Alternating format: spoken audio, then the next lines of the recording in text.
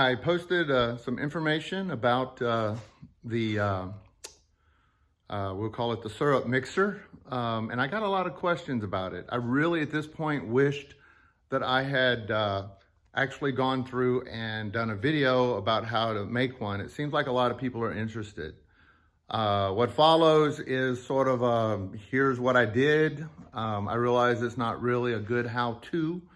For those of you who are super problem solvers, you'll figure it out. There are several other good videos out there for folks that, maybe need a little bit more instruction.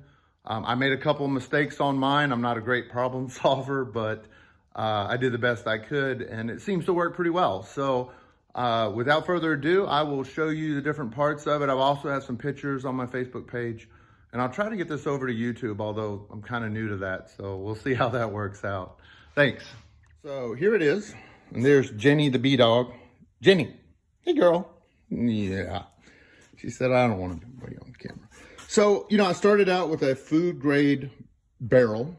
Interesting story. Somebody had bought this particular barrel so they could fill it up with water and put a bunch of birthday signs on it out at the road because they were having a huge party. I picked it up after that. So it's just your standard food grade barrel. It's plastic. I started out, I just laid out this square hole here. I didn't want too much. I didn't want splashing. And I still wanted something that I could cover up so that the bees, won't go in there.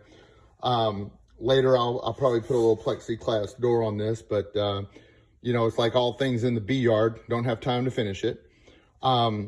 What I did is I just went to the corner and I used a hole saw, just a standard hole saw, cut a hole, and then I used a jigsaw, just went right around the corners. Once I was done with that, a little sandpaper will take off the little, I call them the little frilly pieces of plastic, and then there you go. These are the original openings. My particular pump is a 2-inch discharge pump, so this is all 2-inch PVC pipe. It won't fit in there. What I did is I used a die grinder. For those of you who have an air compressor, you can pick up one of these fairly cheaply. Make short work of it. It works off of air. If you don't have one of these, some people have Dremel tools. Those will work. You can go down to your hardware store and just buy a half-round rasp, and it would work fine. You just basically need to take the threads out of here, and then this pipe will fit snugly in there. It kind of holds the whole thing together. So I've got this 2-inch pipe, and it goes down into, on that side, into a screw in. It screws into the pump. That is a half-gallon or a half-horsepower sewer pump.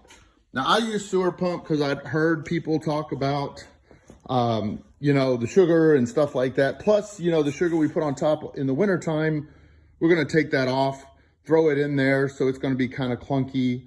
I wanted something to stand up to that. So, I figured anything that's going to stand up to sewage should certainly handle a little bit of sugar. So this is the product that I bought. I bought it at Harbor Freight. I think it was $123. Of course, I got 20% off. So, you really can't beat that.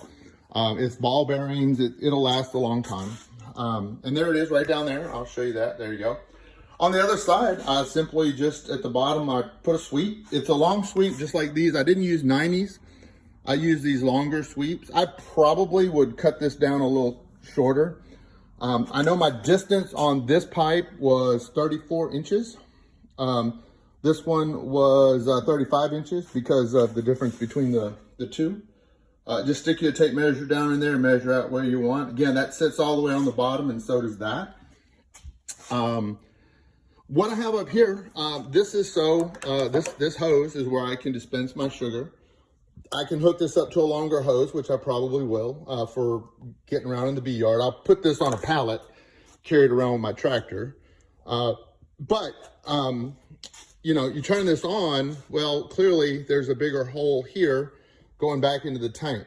So you'll get a dribble is what you'll get if you just do this. The whole reason for this shutoff valve is to shut off or to constrict this larger pipe so that it will force the sugar to want to come out of here. So in other words, to build pressure so that I can pour sugar out of here. Basically, when it's running, I open this up, I turn this, I shut this down, which way? Sorry. You know, shut it down to some form depending on how much pressure I want, leave the pump running, and that's what, you know, pumps out my sugar. When I want to mix it, I open that all the way up, I shut this, and it churns pretty good. It just so happens that here in Central Arkansas, we've had a bit of a cold snap.